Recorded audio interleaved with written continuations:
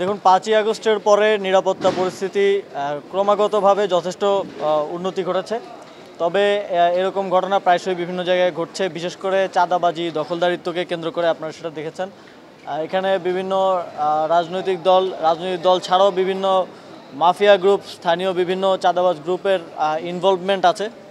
তো এইখানে যেই ঘটনাটা ঘটেছে সেটার বিষয়ে আমাদের আজকে আইনশৃঙ্খলা বিষয়ক একটা মিটিং ছিল, সেখানেও কথা হয়েছে এবং ইতিমধ্যেই একজনকে গ্রেফতার করা হয়েছে এবং নির্দেশনা দেওয়া হয়েছে যারা এর সাথে জড়িত সকলকে গ্রেফতার করার জন্য। আমরা ৫ই জুলাইয়ের গণঅভ্যুত্থান পরবর্তী বাংলাদেশে কোনো ধরনের চাঁদাবাজি এবং দখলদারিত্ব যেন না থাকে। আসলে এতগুলো মানুষ কেন জীবন দিল কিংবা আহত হলো?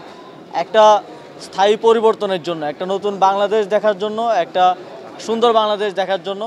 তো আগের যে ইভিল প্র্যাকটিসগুলো ছিল সেগুলো থেকে আমরা বের হয়ে আসতে চাই।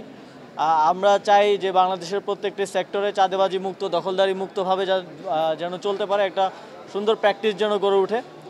সেই জায়গা থেকে এই ধরনের ঘটনা যেন আর কোনোভাবে না ঘটে, সেজন্য এই ঘটনাটাকে ধরেই শাস্তি এবং যারা এই ঘটনা ঘটিয়েছে তাদেরকে গ্রেফতার করার মাধ্যমে, দৃষ্টান্তমূলক শাস্তি দেওয়ার মাধ্যমে একটা প্রেসিডেন্ট যেন স্থাপন হয়, যেন আর কেউ এ ধরনের কোনো ঘটনা কোথাও ঘটানোর সাহস না করে। আর সেটা নিশ্চিত করার ক্ষেত্রে অন্তর্বর্তীকালীন সরকার কাজ করবে। ব্যবসায়ীরা আপনাদেরকে কি ধরনের বিষয় জানিয়েছে এবং পুলিশের তরফ থেকে কি জানানো হয়েছে?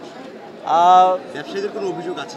যেটা আপনারা জানেন ইতিমধ্যেই পত্রিকার মাধ্যমে, যে এখানে চাঁদা চাওয়া হয়েছিল, না দেওয়ার কারণে কিংবা না হওয়ার কারণে এই ধরনের একটা ঘটনা ঘটানো হয়েছে, হামলার মতো ঘটনা ঘটানো হয়েছে। আমরা বাংলাদেশের সকল ব্যবসায়ীদেরকে এটা নিশ্চিত করতে চাই যে এই ধরনের অবৈধভাবে কাউকে কোনো প্রকার চাঁদা আপনারা দেবেন না। কেউ যদি চায় সেক্ষেত্রে আপনারা আমাদের আইনশৃঙ্খলা বাহিনীকে জানাবেন, আপনারা 999-এ ফোন করবেন অথবা যে কোনোভাবে আমাদেরকে জানাবেন।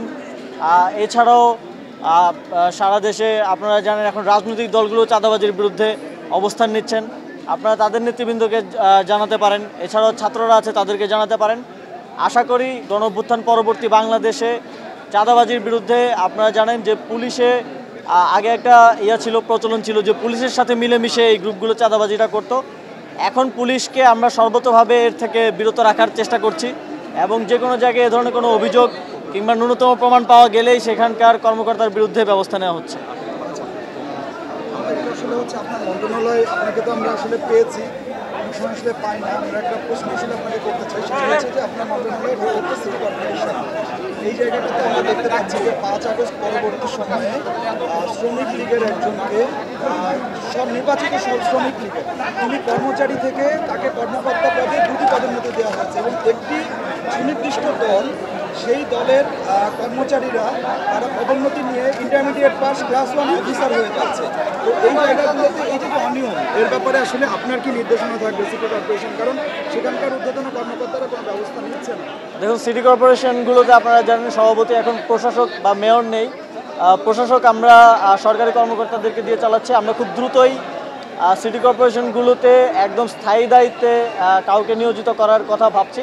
খুব দ্রুতই আপনারা সেটা দেখতে পাবেন। আশা করি স্থায়ী নিয়োগটা হয়ে গেলে এই যে অনিয়মগুলো হচ্ছে বা বিভিন্ন অভিযোগ আছে সেগুলোর সমাধান হবে এবং আপনাদের কাছে সুনির্দিষ্ট তথ্য প্রমাণ সহকারে যদি কোনো অভিযোগ থাকে সেটা আমাদেরকে জানাবেন। মন্ত্রণালয়ের পক্ষ থেকে আমরা যথাযথ ব্যবস্থা নিব। ধন্যবাদ। একটু জানতে চাই, সেটা হচ্ছে এই যে ঘটনাটি